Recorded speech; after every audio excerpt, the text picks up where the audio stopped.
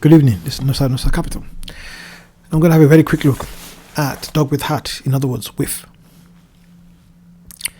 As always, we start with the areas of demand and supply, and there's a very thin layer there of an area of demand, very thin. You can barely see it.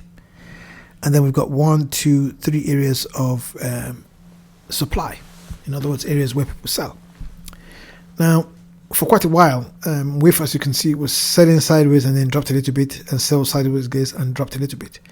Now, many of you may recall when I did the rough and ready crypto analysis, I said that we have to wait and see until we are actually flat before we really start saying that, okay, the bottom was in. Now, at that time, I thought the bottom was in here, but it wasn't. It fell a bit more, and then I thought it was here before it started rising. At that particular time, if you look at the volume profile and look at our point of control, which is the red line here, I said that if it breaks this red line, then you can definitely be rest assured that we have already hit the bottom.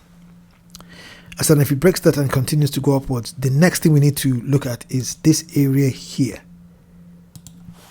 And that was about 79 cents. I said if it breaks that, then we're on the way back up. Now it has broken those two areas. And as you can see in the volume profile, most of the action has been at that area here. Now, the volume is fairly even going up. But remember what I said. When you have volume like this, it means that your price action travels very quickly, up or down, depending on the sentiment of the market at that particular time. The area of the biggest resistance is going to be in this area here, because you've got two areas of supply that are overlapping. When they overlap like that, that's quite strong.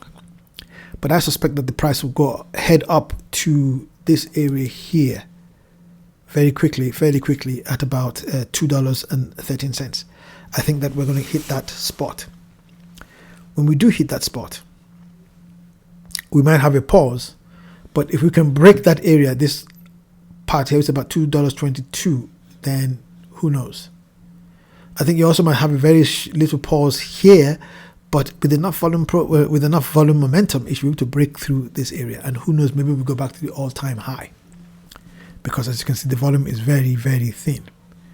Now, if you're someone who had bought at the bottom here, really at the bottom, you've got areas, you've got this 1, 2, 3 areas where you could actually take profits from your speculative endeavors.